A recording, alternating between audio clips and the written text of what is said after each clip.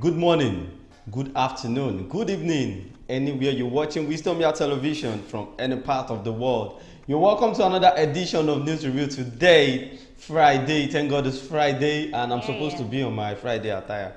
But you know I don't know why you're not putting it on today. It's my laundry, don't mind me. You work with network, Abby? Yeah, exactly. All right, my name is Ahmed Abbas Olatunji Sidon J. That's what they call me, and I'm being called another PLC Additional is my name. I wanted to tell them my other name, but Ido, the only Ido of Wisdom Yard Television. Thank you so much. All right, I have TLC with me in the building today, and you know I would do it on News Review every week, every weekday. We talk about the headlines that made up the newspaper, and after that we'll go on a short commercial break. And when we are back, we'll talk about it now, some of the headlines in detail, and you can talk about it too in the comment section. Let us know your own view too. So without wasting much of our time, today we are going to be starting with Vanguard. PDP judgment. Atiku, Obi head to Supreme Court. Insecurity. 5 Sokoto local governments under bandits, terrorists, and say, apologize to your client. You didn't do good job. Pandev tells Obi Atiku's lawyer. Bayelsa polls. INEC to begin distribution of uncollected PVCs. Then on Punch newspaper of today, tribunal judgment. APC lampoons Atiku, Obi, opposition attacks INEC. It is difficult to overturn presidential election result in Nigeria. Adegborua. DSS operatives kills fashion designer. Man stabbed friend to death over food. Then on Guardian newspaper, police arrest 10 suspects over death of 4-year missing students. Endless wait for palliatives in state amid accountability deficits. Minister Kennedy Ohaneye advocates reducing school days for children to work in factories. Venezuelan President Maduro to visit China. Hong Kong flooded by heaviest rainfall in 140 years. Then on Daily Post, concern mounts over family planning rates in Akwa Ibom, other states. PDP crisis. Atiku, Tambuwal, Lamido should be suspended. Wike. FUTA graduates set sight on new record for longest speech marathon. Then the last one on Daily Post. Coup.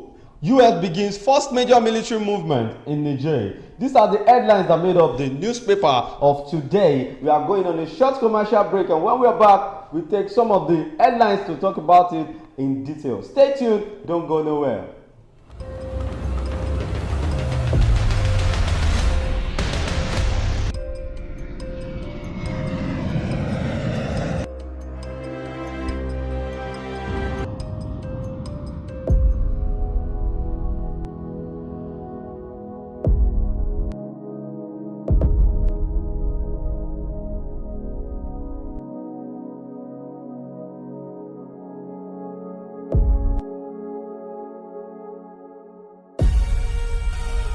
Nokpa for management of power.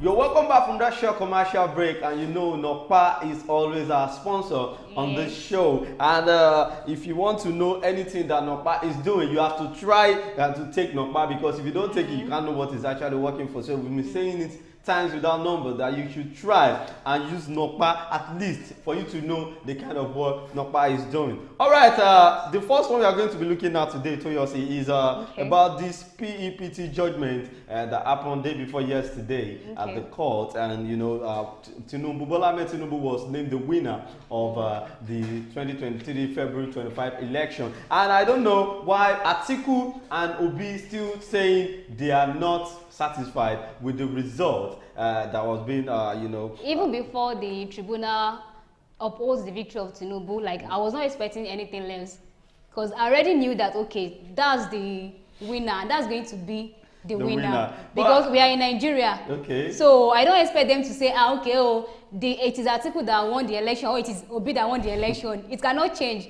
except we have a new Nigeria, and it is not yet born. Well, as it is now, Atiku, Obi head to Supreme Court. They know the rest.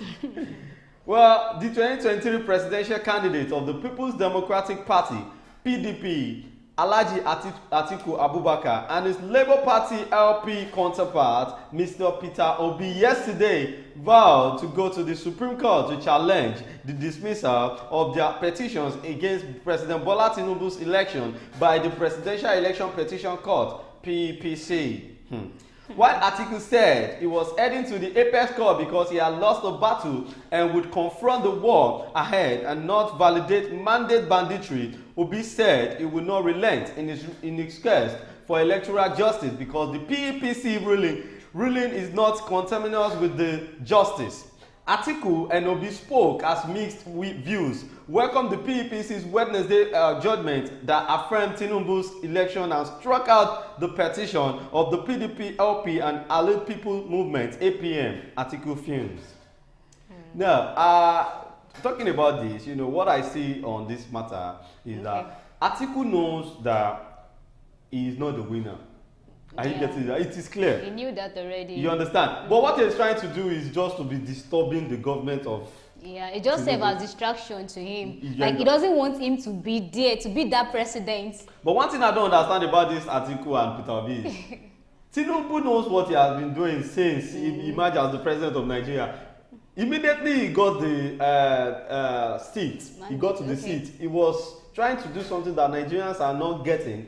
Even removing some personalities from some offices and putting another person. Cabinets, even if you go to the apex, the highest court in the world, Tinubu will still win. Sure. Because everyone that is working in any court in Nigeria is actually with Tinubu. So I don't know, but then we don't know. Especially if it is a matter of politics. You understand? It is a game, so they all know how they play their games. But Atiku has spent 8 years being the vice president of this country. And it is nothing to write home about when he was the vice president during the regime of Olusegun Obasanjo. Yeah, he believes that if he should become the head of the country, he's going to do more better than when he was the vice president. Wow. but my own problem now so is... So he wants Nigerians to see the good aspects in him. Okay. So that's why he also contested for this post. Well, Atiku has been in the game for so long, I can't lie to you. Atiku wanted to be the president of Nigeria during the time of Abiola. That was 1993 election. He was actually in the primary with Abiola then, before, you know, he was being removed from the primary election. And I think then Tinubu happens to be a follower of MK Abiola. You understand? He was the secretary of SDP. During that time. But then Atiku has been on this race since that time until now. He never become the president of Nigeria. So what are you looking for, Gogo? Is what I don't understand. It is like politics money. They've tasted it. They don't want to back off like that. But to talk about money in Nigeria, Atiku is not just a person. He is a dignitary. Like, you don't understand. He has money. You know, as a rich man or as a politician that you are, you don't want to run dry. Like, you want to keep having more. Okay. So that's just it. I think I understand. Well, Atiku films vying to pursue his legal challenge against Tinubu's victory till the very end. Atiku described his loss at the PEPC, which is the court of first instance, as a battle, noting that the war was still ahead. Speaking at the press conference at PDP National Secretariat, Abuja, yesterday, the former vice president said, "I urge all my supporters to remain steadfast. I urge them to take solace in an immortal lesson I learned from my leader and mentor, the late Shehu Musa Yaradua.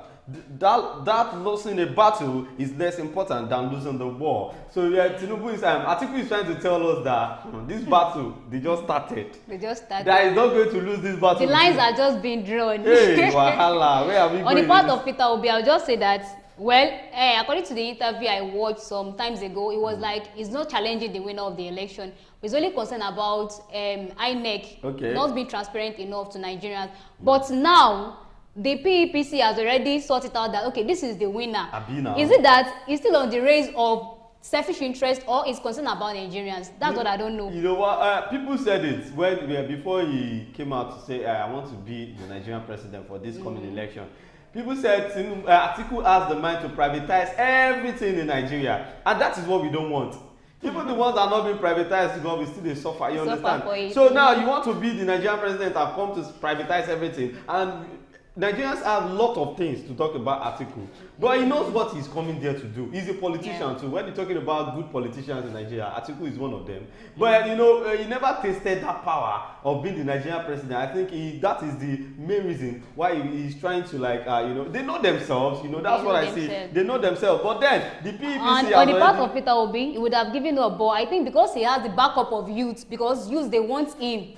And being the youngest among those people. See, Peter Obi should just. So it's just being pushed because of Nigerians that are saying, we want Obi. Even the second position has not gotten his mandate. You're not talking about the top position. What I'll just say is that they should just let this be. Like, it should just go. But the next election, they should stick to it that, okay, INEC has to be transparent enough to Nigerians. INEC has to be transparent in the next, that will be the next election. He explained, Atiku explained that while he respected the court judgment, he respectfully rejected it because it fell short of justice. His words, as you already know, I approached the court following the declaration by INEC that the APC and its candidates are the winners of the February 25 presidential election. But I'm not admitting with this, he said it. What do you think is going to happen to this case now? Because I don't know. Even if they go to the Supreme Court and they still announce Tinubu as the What winner. I think that I know is going to keep happening is that Tinubu will always surpass them, no matter the allegations or petitions against him. Are you supporting Tinubu? I'm not supporting. We are in Nigeria. We know how the system is being run. So what do you not expect? Okay, you know how the system. I don't expect them. I don't expect Supreme Court to say tomorrow that, this is not the winner, not Tinubu again. It's not possible. This man has been in office over 100 days now. So what do you expect? Who is going to? It has never happened in the history of Nigeria before. And I don't think I've heard this before. That's true. So it's not going to happen in this century. The president is being removed just like that. Imagine when it's not the military is taking over. Well, that is that about that article telling Nigerians that he is still in the battle with the president of Nigeria, Bola Ahmed Tinubu, that is going to the Supreme Court. This is just the beginning of the battle. And even Peter Obi is with Atiku too, that they are going to the court together. They vowed that they are going to win this battle. They should just rest. Let's wait and see what we have. Then the next one we are going to be talking about is about this DSS officer killing the DSS officer killing a fashion designer in Lagos. I'm so surprised. DSS. What? Okay, before we were talking about police, all these police officers, but now it is DSS. DSS. I think the next protest is going to be against DSS now, because they are overdoing. They are doing too much. I'm telling you. Seriously. I don't know the reason why you are being given gun to protect. You are using it to kill. Well, officers of the Federal Capital Territory Police Command on Thursday night called a violent protest that erupted following the alleged killing of a fashion designer by an operative of the Department of State Services who shot intermittently and injured several people. Imagine. You are just shooting anyhow because you are being given gun. Now, wow. Well, one of our correspondents gathered that a customer brought the DSS official to the victim's shop to allegedly failing to deliver some clothes on an agreed date. Wait, it seems Nigerians, we don't even know what we are doing. What is DSS doing with a fashion designer? Okay, someone did not sew your clothes. Now you now went to the DSS. We know them as a special state service. So why would they not stood themselves so low to a domestic force? I don't understand. Because why would you be shooting sporadically? They cannot do that. I don't understand. You guys do not even know the kind of work you are doing again. I don't understand. Wahala. Well, a trader in the market. Okay, I think one of the correspondents said they gathered the customer brought the DSS official to the victim's shop for allegedly failing to deliver some clothes on an agreed date. Imagine, is that their work? See, let me tell you the They are not policemen. All these DSS, if you know you can shoot very well, let them transfer them to the bandit area. Sambisa forest.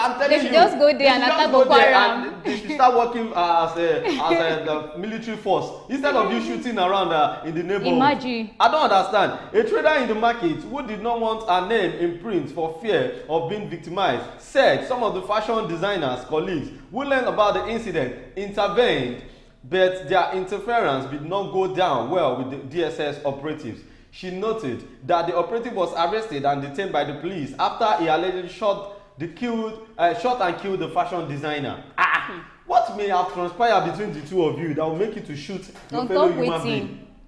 I think federal government should try and give these people sensitize. They should sensitize them very well on a way to do their job very well, because I don't know the reason why you were being called to come and settle a case and you end up shooting someone and the person is federal dead. government should just look into it, because if any step is not taken against the DSS people, they are going to make Tinubu administration to be a bloody one. I'm telling you. Now they said they've arrested the officer, the DSS officer. What is going to come out of it? Before you know now, the news will just end like that. It will you don't hear anything about it again.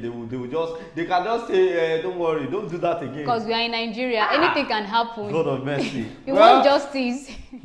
A female customer of the fashion designer brought the DSS. She said the fashion designer did not sew her clothes. Her colleagues joined and defended her. The issue led to a serious argument. We later heard a gunshot and learned that the fashion designer had been killed and another injured. The DSS operatives was arrested and detained at Wuse Market Police Station. That is where all our people are now, the trader said. Responding to the development in a statement on Thursday, the spokesperson for the FCT Police Command, SP Josephine Ade, said in an incident at Garki International Market, arose between market occupants and certain individuals, including a DSS personnel and a tailor named Muhammad Abibu. The Garki Division Police Station mobilized officers in response to a received distress call reporting the invasion of the market by these individuals who fired shots at a tailor known as Mubarak. Now, this news is looking somehow to me, because I don't know the reason why small case like this that's supposed to be taken to the police station, you now call DSS. So I think it's because people are knowing, okay, let's say because I know a DSS officer now, so I can call him to any case because he's my family or my friend. I don't understand. And their work is not a domestic one, so I don't know why Department it would of have State agreed in the Service. first place. Hey, God of mercy. The thing is, I think they need more enlightenment or sensitization about the department that they are, because some of them they don't know, they don't understand. They are just there for being their sake. That's why you'll be seeing DSS running after Yahoo boys too. Imagine. Is that their work? Well, I think there was a viral video that went viral then about DSS like harassing head of correctional center. Like the way they were harassing them, I was like, DSS, they were not supposed to do that. Well, I think federal government should try and do something about this DSS of it, because it is SARS before it ended up to be a police brutality. Now it is DSS. And if they are not being corrected now, they will be harassing any Nigerians that is working on the street. Because I don't know what your work in the market, local market for you are not shooting. Well, the next one we are going to be looking at, this is concerning health. Concern mounts over family planning rates in Akwa Ibom, other states. Family planning remains below average in Akwa Ibom state and some other parts of the country. This is not unconnected with ignorance, myth, misconception, and religious beliefs. This has made it difficult for Nigeria to meet the global pledge it made along other countries in 2012 to achieve a modern contraceptive prevalence rate, MCPR, of 27% among all women by 2020. You know, Nigeria is encouraging people to go for family planning. But in Akwa Ibom and other states, they are not complying. They say they don't want to get family plan. All of them want to be given, but they want to add more to their children. But what I'm saying is, you are not supposed to be told before you know that the economy of our country now, it's not favorable at all. I'm telling you. So you need to try and reduce the rate of which you give birth to kids, because you will just make these children to suffer. There is no job.